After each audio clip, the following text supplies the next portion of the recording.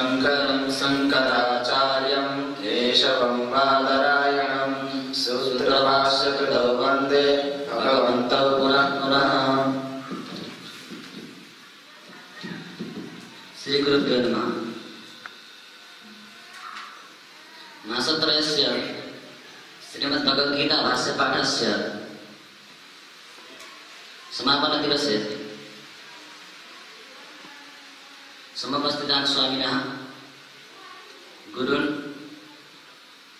विभिन्नस्थलेभ्यः समागतान् अतिथीन् कोलारतः आगतान् मित्राणि सहपाठिमित्राणि च प्रणम्य जगन्मिथ्यावादस्य निरासार्थं प्रयते तथा आदौ स्वामिनाम् आज्ञाम् इच्छामि।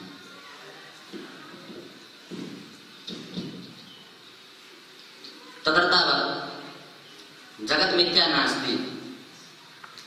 जगत् ब्रह्मणः कार्यं ब्रह्म सत् इत्यतः जगदपि सदेव न तु मिथ्या इत्यस्माकं मतम्। महोदयः, ब्रह्म जगतः कार्यमिति उक्तं भवद्भिः। तत्र तावत् कारणव्यतिरेकेण कार्यस्य असत्त्वात् कार्यं जगत् मिथ्या एव। तत्र संशयः नास्ति एव किञ्चिदपि। कारणव्यतिरेकेण कार्यस्य असत्त्वात् कार्यम् असत् इति यदुक्तं भवद्भिः, तत्र तावत् कारणव्यतिरेकेण कार्यस्य दर्शनमिव मिथ्या दृश्यते। किन्तु किमपि कार्यं कारणव्यतिरेकेण न भवत्येव इत्यतः तस्य कार्यस्य सत्त्वं कारणाधारेण च स्वीक्रियते इत्यतः च कार्यस्य असत्त्वं प्रतिपादयितुं न शक्यते एव। अतः जगत् सदैव न तु मिथ्या। महोदयः, इदानीं वदन्तु भवन्तः यत् भवन्तः जगद्ब्रह्मणोः कार्यकारणभावः स्वीकुर्वन्ति वा? ओम, यथा मृद्गणयोः मध्ये कार्यकारणभावः अस्ति तथैव जगद्ब्रह्मणोः मध्येपि कार्यकारणभावः अस्ति एव। एवं तर्हि कार्यस्य लक्षणानि कारणे न भवन्ति। कार्यस्य जगतः लक्षणानि सन्ति असत्यत्वं, जडत्वं, परिच्छिन्नत्वं च। इत्यतः कारणस्य ब्रह्मणः लक्षणानि श्रुतिषु श्रूयते यत् सत्यं ज्ञानमनन्तं ब्रह्म इति। तर्हि केवलं ज्ञानस्वरूपात् कथं सृष्टिः सम्भवति? ओम, सत्यं केवलात् ज्ञानस्वरूपात् सृष्टिः भवितुं न शक्नोति। नाम केवलं ज्ञानस्वरूपं कारणं भवितुं न शक्नोति इत्यतः अस्माभिः जगद्ब्रह्मणः विषये रज्जुसर्पदृष्टान्तः दीयते। सिद्धं तर्हि जगतः मिथ्यात्वं? कथं सिद्धं? शृण्वन्तु महोदयः। यतोहि रज्जौ अवभासमानः सर्वः मिथ्या एव। यतोहि यदा रज्जोः सम्यक् ज्ञानं भवति, ज्ञानानन्तरं सर्वः नश्यति एव। तथैव जगदपि ब्रह्मणि अध्यस्तम् अस्ति। यदा ब्रह्मणः सम्यक् ज्ञानं भवति, जगदपि नश्यति। इत्यतः जगत् मिथ्या एव। किं तर्हि भवद्भिः रज्जुसर्पयोरिव जगद्ब्रह्मणः विषयेपि अध्यासः स्वीक्रियते वा? तथा स्वीकर्तुं न शक्यते। यतोहि अध्यासार्थं द्वयोरपि सामान्यज्ञानं सादृशं च अपेक्षितं भवति। तत्र तावत् ब्रह्मणः सामान्यज्ञानाभावात् अध्यासं कथं कुर्वन्ति? महोदयः, अयं दोषः न केवलम् अस्माकं मम दृष्टौ अयं दोषः भवतां पक्षे अपि दृश्यते इत्यतः भवन्तः स्वयम् अस्य दोषस्य परिहारं कुर्वन्ति। न महोदयः, अस्माकं पक्षे अयं दोषः नास्ति एव। यतोहि ब्रह्मणः सामान्यज्ञानाभावात् तस्य जगतः सह अध्यासः कर्तुं न शक्यते एव। अतः यस्य सामान्यज्ञानम् अस्ति तादृशस्य प्रत्यगात्मनः शरीरादिना सह अध्यासः अस्ति इति अस्माभिः स्वीक्रियते। इत्यतः अस्माकं पक्षे अध्यासविषयस्य दोषः नास्ति एव।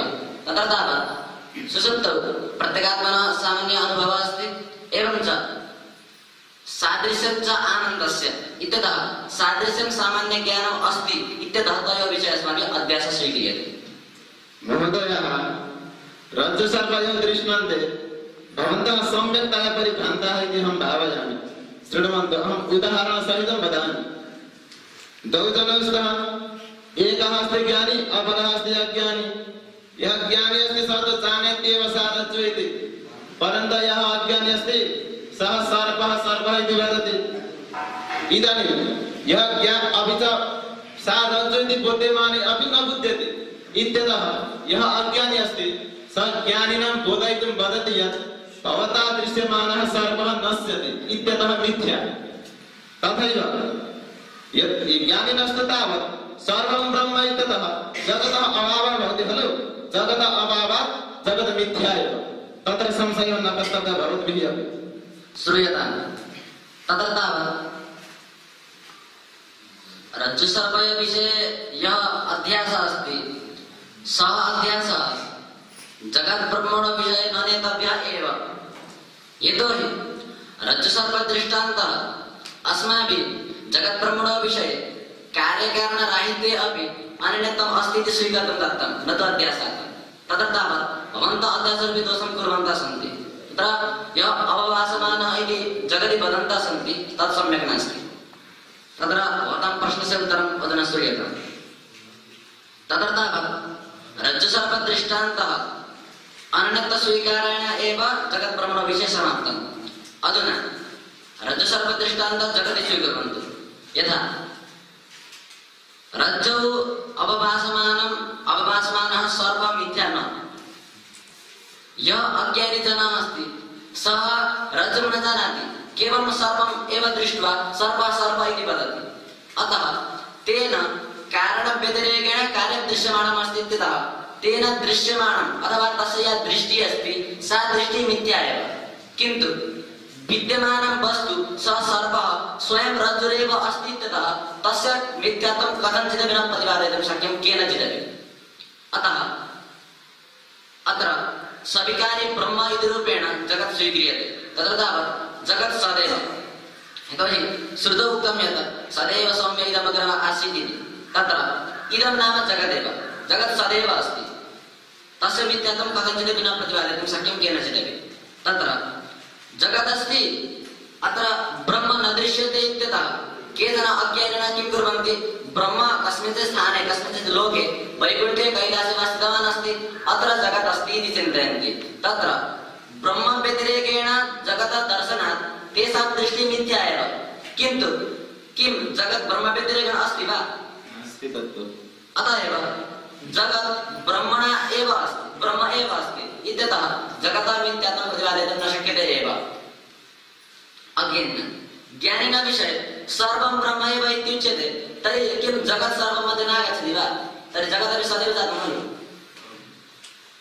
अतः एव भवद्भिः जगतः मिथ्यात्वं कथञ्चिदपि न प्रतिपादयितुं शक्यम्। नैव महोदय, भवतां वचनैः जगन्मिथ्या इत्यस्य निराशा कर्तुम् अशक्यमेव।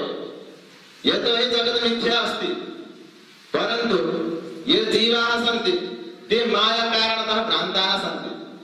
भगवन्तः स्वयं गीतायाम् उक्तवन्तः यत् मायापरितज्ञान आश्रम भावमाश्रिताः इति। नाम ये अज्ञानिनः ये जीवाः सन्ति तेषां बुद्धिः मायया अपरिता अस्ति इत्यतः ते जगत् इति वदन्ति, पश्यन्ति च, परन्तु जगत् तु मिथ्या एव। न तथा। तत्र जीवाः माया भ्रान्ता इति न।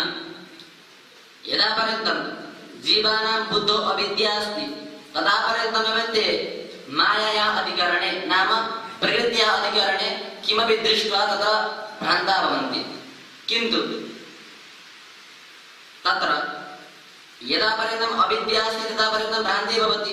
किन्तु यस्य अविद्या नष्टा सः प्रकृतिं पश्यति चेदपि तस्य समस्या न भवति। अतः एव तत्र जीवः माया भ्रान्ता इति रोचते, अपि तु अविद्या संयुक्तया माया भ्रान्ता इति वक्तव्यम्। एवं च तत्र जगतः विषये जगत् माया भ्रान्ता सन्तः पश्यन्ति इति न, अपि तु माया अविद्यालक्षणया माया भ्रान्ता सन्तः जीवाः अहमिदं शरीरं मम एते बान्धवाः इति चिन्तयन्ति। तद् भ्रान्ति इति वक्तव्यम्। तत्र जगदेव भ्रान्तिकारणेन पश्यन्ति इति न। जगत् तु सदैव खलु। शङ्कराचार्याः अपि स्वयमेव जगत् सत् इति प्रतिपादयन्ति। श्रुतिश्च तावत् प्रतिपादयति जगत् सदैव इति। अतः एव जगतः मिथ्यात्वं तु कथञ्चिदपि न प्रतिपादयितुं शक्यं केनचिदपि। अतः तत्र मायायाः अविद्यायाश्च एकत्वमपि न स्वीकर्तव्यम्। एकेन एव भ्रान्ता इति वक्तुं न शक्यते। महोदयः, अस्माकं पक्षतु तावत् मायाविष अविद्या एका एव, परन्तु भवन्तः मायाविद्ययोः पृथक्त्वं केन आधारेण प्रतिपादयन्ति भो? श्रूयतां। तत्र तावत् यदि जीवाः माया भ्रान्ता इत्युच्यते, एवं च माया अविद्या एका एव इत्युच्यते, तर्हि ईश्वरः स्वमायया जीवान् भ्रान्तान् कारयन् अस्ति इति भविष्यति। तेन कारणेन च ईश्वरस्य क्रौर्यमापतति। किन्तु श्रुतौ श्रूयते यत् ईश्वरः स्वयम् अस्माकं कृते आत्मज्ञानार्थं सारल्यं भवेत् तदर्थं विभिन्नरूपाणि स्वीकरोति इति। रूपं रूपं प्रतिरूपो बभूव तदस्य रूपं प्रतिदक्षिणाय इति। तत्र ईश्वरः अस्माकं ज्ञानार्थं विभिन्नरूपाणि स्वीकरोति। तर्हि अत्र उच्यते ईश्वरः जीवान् भ्रान्तान् कारयन् अस्ति।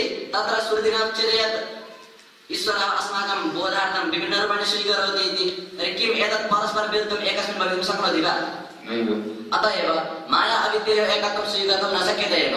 एवं च तत्र तावत् अविद्या जीवस्य माया च ईश्वरस्य शक्तिः। तत्र अविद्या अनादिरेव किन्तु नश्यति, माया अनादि अनन्ता च इत्यतः अनयोः एकत्वं कथञ्चिदपि न स्वीकर्तुं शक्यं केनचिदपि। महोदयः, भवन्तः इदानीम् उक्तवन्तः यत् अविद्या नश्यति, परन्तु अविद्यायाः नाशः कथं सम्भवति भो? यतोहि अविद्या तु भावरूपा खलु। नैव महोदयः, अविद्या भावरूपा नास्त्येव। शङ्करभाष्ये तावत् न हि भावानां निर्वयो निर्वाक्यो विनाशः सम्भवति इति व्याख्यातम्। तत्र यद् भाववस्तु तस्य विनाशः नास्त्येव इत्युक्तम्।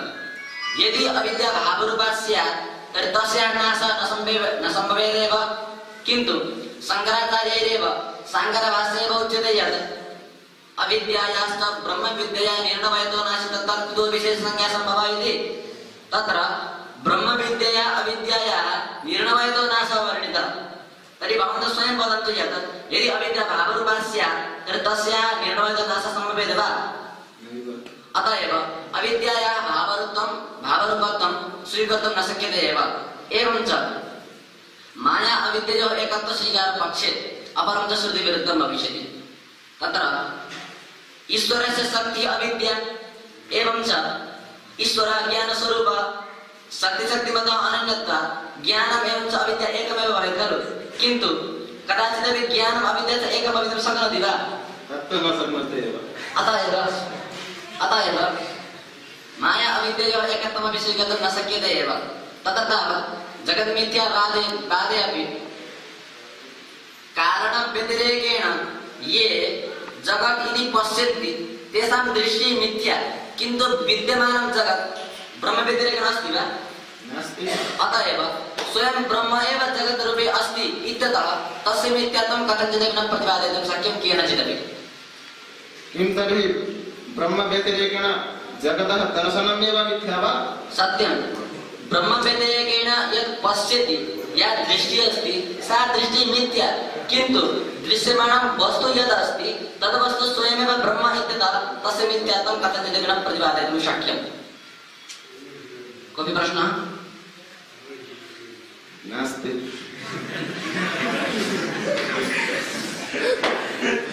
सिद्धं तर्हि जगतः सत्त्वम्।